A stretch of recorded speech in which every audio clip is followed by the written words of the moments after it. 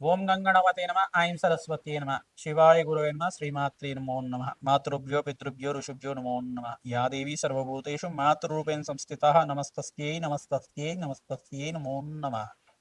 YouTube ప్రేక్షకులందరికీ కూడా నమస్కారం అండి. నేను పాలపర్తి గురునాథ్ శర్మ, జ్యోతిషం వాస్తు సిద్ధాంతిని.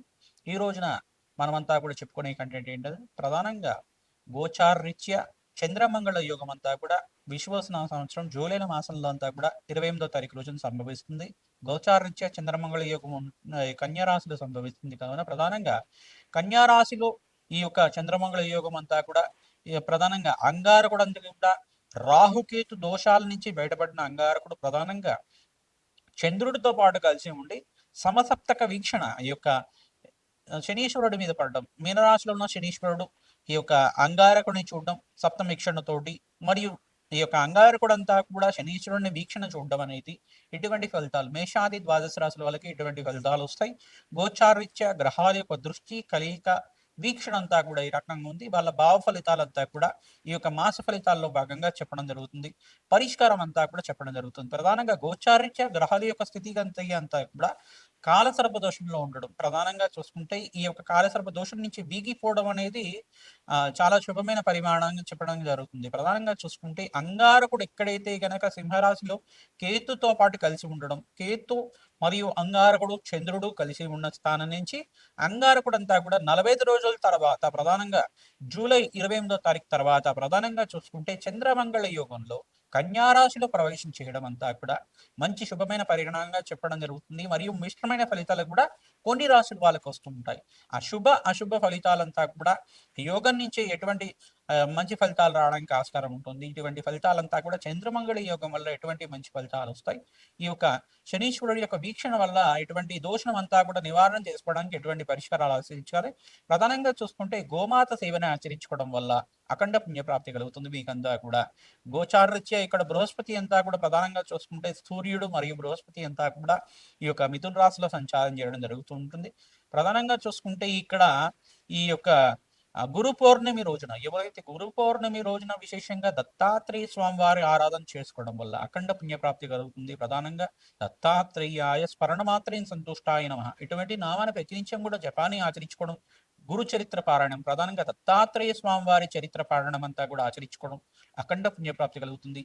వ్యాస పౌర్ణమి రోజునంతా కూడా విశేషంగా వ్యాస భగవానుడి యొక్క చరిత్రనంతా కూడా వినడం వల్ల అఖండ పుణ్య ప్రాప్తి కలుగుతుంది. కావున ఈ యొక్క ప్రధానంగా పరాశర మహర్షి యొక్క చరిత్ర కానీ మత్స్యకంతి యొక్క చరిత్ర ఈ యొక్క ప్రధానంగా ఈ యొక్క ద్వాపర యుగంలో జరిగిన ఘట్టం అంతా కూడా ఎటువంటి ఇతిహాసం అంతా కూడా జరిగింది. ప్రధానంగా ఆ కురువంశం అంతా కూడా ఏ రకంగా ఆవిర్భావం జరిగింది. ప్రధానంగా చూసుకుంటే ఇక్కడ శంతన మహారాజు చరిత్ర కానీ ప్రధానంగా చూసుకుంటే ఇక్కడ ఈ యొక్క ప్రధానంగా ఈ యొక్క గ్రహ దోషాలంతా కూడా ఏ రకంగా ఉన్నాయి, ఈ గ్రహ దోషం నుంచి బయటపడడానికి ఎటువంటి పరిష్కారాలు ఆచరించారు.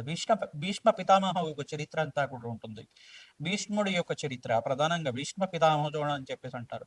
ప్రధానంగా భీష్ముడి యొక్క జననం ఏ రకంగా జరిగింది, ఈ యొక్క అష్టవసుల యొక్క జననాలు ఏ రకంగా జరిగాయి, అష్టవసుల యొక్క ఇతిహాసం ఏంటి, అష్టవసుల యొక్క శాప ఇతిహాసం ఏంటి, ప్రధానంగా ఈ యొక్క వశిష్ఠ మహాముని ఈ అష్టవసులకి ఇచ్చిన శాప ఇతిహాసం ఏంటి, ఈ ఘట్టానంతా కూడా అందరూ ఒక పారాయణం లాగా చెప్పుకోవడం లాగా ప్రధానంగా చూసుకుంటే పూర్వం జరిగిన కథనంతా కూడా పారాయణం చేసుకోవడం, ఆ ఇతిహాసాన్ని అంతా కూడా ప్రవచనం లాగా వినడం అంతా కూడా అఖండ పుణ్యప్రదాయంగా ఉంటుంది. ఈ యొక్క మత్స్యగంధికంతా జననం జరిగింది. ప్రధానంగా మత్స్యగంధికంతా కూడా పుట్టాడు కావున ఆ మత్స్యగంధి ఈ యొక్క ఇతిహాసం అంతా కూడా ఈ రకంగా ఉంటుంది. ఆ ఒక చరణం అంతా కూడా కాశీ మహారాజు యొక్క చరిత్ర అంతా కూడా ఈ రకంగా ఉంటుంది. ఈ మహారాజు యొక్క చరిత్ర అంతా కూడా ఈ రకంగా ఉంటుంది.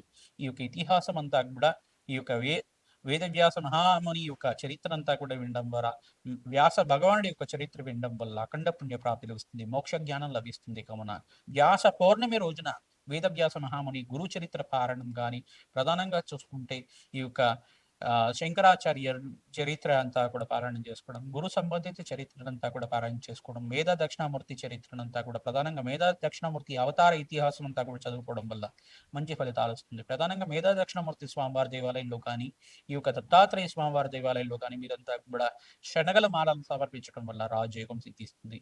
గురుకటాక్షం వల్ల కార్యసిద్ధి కలుగుతుంది. అష్టైశ్వర్య యోగం సిద్ధిస్తుంది. ఈ చంద్రమంగళ యోగంలో ప్రధానంగా శనీశ్వర దోష నివారణార్థం మేషాది ద్వాదశ రాశుల వాళ్ళకి ఈ మాసంలో ఎటువంటి ఫలితాలు చేసుకోవాలి, పరిష్కారాలు ఆచరించాలి, అంతా కూడా తెలుసుకుందాం.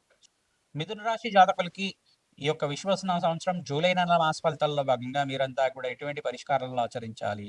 ఈ యొక్క ప్రధానంగా చూసుకుంటే చంద్రమంగళ యోగం అంతా కూడా 28వ తారీఖు రోజున సంభవిస్తుంది. ప్రధానంగా మీకు ప్రధానంగా చూసుకుంటే ఈ యొక్క బుధుడంతా కూడా కర్కాటక రాశిలో సంచారం చేయడం మిశ్రమైన ఫలితాలుగా చెప్పడం జరుగుతుంది. ఇక్కడ శనీశ్వరుడు దోషకారిగా ఉన్నాడు. మీరంతా కూడా శనీశ్వర ప్రీతికరంగా జప హోమాది కార్యక్రమాలు ఆచరించుకోవడం శ్రేష్టమైన ఫలితాల కోసం. అంగారకుడికి, శనీశ్వరుడికి మరియు బుధుడికి, ఇక్కడ బృహస్పతికి అంతా కూడా జప దానాలు అంతా కూడా ఆచరించుకోవడం రాజయోగానికి కారణమవుతుంది. ప్రధానంగా వ్యాపారం అభివృద్ధి కలగడానికి ఆస్కారం ఉంటుంది. గురు పౌర్ణమి రోజున విశేషంగా ఈ పుణ్యమైన రోజున మీరంతా కూడా దత్తాత్రేయ స్వామి మూలమంత్ర జపాది హోమాది కార్యక్రమాలు చేసుకోవడం, వ్యాస భగవానుడి యొక్క చరిత్ర అంతా కూడా పారాయణం చేసుకోవడం, వ్యాస భగవానుడి యొక్క చరిత్ర అంతా కూడా ఏ రకంగా ఉంది, ప్రధానంగా దత్తాత్రేయ చరిత్ర కానీ ప్రధానంగా వ్యాస భగవానుడి చరిత్ర అంతా కూడా పారాయణం చేసుకోవడం వల్ల రాజయోగం సిద్ధిస్తుంది. తద్వారా మీకంతా కూడా అష్టైశ్వర్య యోగం సిద్ధించడానికి ఆస్కారం ఉంటుంది. శ్రీకృష్ణ పరమాత్మ ప్రీతికరంగా ప్రధానంగా ఈ యొక్క తులసిమాలంతా కూడా శ్రీకృష్ణ దేవాలయంలో సమర్పించడం వల్ల రాజయోగం సిద్ధిస్తుంది. కావున అందరికీ కూడా పరిష్కారం చెప్తున్నాం. విశేషంగా అందరు కూడా ఈ యొక్క మేషాది ద్వాదశ రాశుల వాళ్ళు, విశేషంగా మిథున రాశి వాళ్ళు అంతా కూడా గోమాత సేవని ఆచరించాలి. ఈ యొక్క ప్రధానంగా చూసుకుంటే నానబెట్టిన ఉలువలంతా కూడా గోమాతకు సమర్పించడం వల్ల ఆకస్మిక ధన యోగం సిద్ధించడానికి ఆస్కారం ఉంటుంది. ధన ధాన్యాది సమృద్ధి కలుగుతుంది. ధన ప్రాప్తి కోసం అంతా కూడా మహాలక్ష్మి కరుణా కటాక్ష వీక్షణలంతా కూడా లభించడానికి ఆస్కారం ఉంటుంది. ప్రతినిత్యం కూడా గోమాత సేవలో పాల్గొనండి.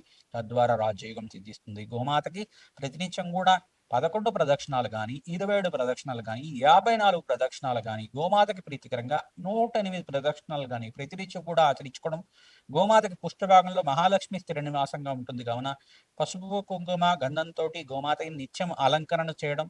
విశేషంగా శుక్రవారం రోజున, గురువారం రోజున, పౌర్ణమి వేళలో అంతా కూడా అలంకరణ చేయడం వల్ల రాజయోగం సిద్ధిస్తుంది. ధన ధాన్యాది సమృద్ధి కలుగుతుంది.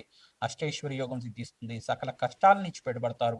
ఆర్థిక ఇబ్బంది నుంచి బయటపడతారు. అప్పుల బాధల నుంచి బయటపడతారు. కావున ఈ పరిష్కారం అందరికి కూడా చెప్తున్నాం.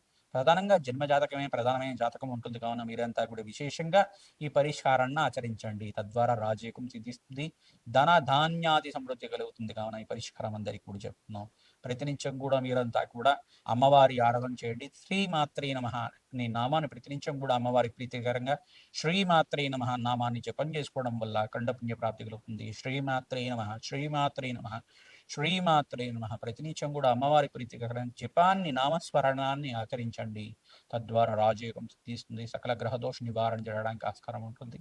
హనుమత్ దేవాలయంలో భాగంగా మీరంతా కూడా హనుమత్ ఆరాధన చేయండి. హనుమంతుడి ప్రీతికరంగా మీరంతా కూడా హనుమతే శ్రీరామదూతాయ నమః తమలపాకు పూజాన్ని ఆచరించడం వల్ల శ్రీరామదూతుడైన హనుమంతుడి అనుగ్రహం వల్ల మీకంతా కూడా రాజయోగం సిద్ధిస్తుంది. ప్రతినిత్యం కూడా హనుమంతుడి యొక్క సహస్రనామాలని వినడం కానీ చదవడం కానీ చేయండి. రాజయోగం సిద్ధిస్తుంది. సకల గ్రహదోష నివారణ జరుగుతుంది.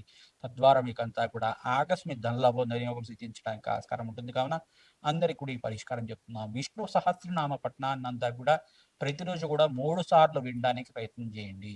తద్వారా లక్ష్మీనారాయణ అనుగ్రహం అంతా కూడా లభించి ఆ ఒక మహావిష్ణు అనుగ్రహం వల్ల మీకంతా కూడా వ్యాపారం అభివృద్ధి అవుతుంది. ఉద్యోగంలో మార్పులు కలుగుతాయి. ఉద్యోగంలో ప్రమోషన్ లభించడానికి ఆస్కారం ఉంటుంది.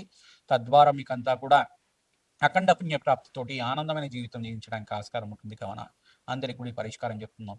జన్మ జాతకమే ప్రధానమైన జాతకం ఉంటుంది. జన్మ జాతకంలో దోషాలు పరిహారం ఆచరించండి. లక్ష్మీ కుబేర హోమశాంతి కార్యక్రమాల్లో పాల్గొండి. రాజయోగం సిద్ధిస్తుంది. శ్రీమాత్రే నమః.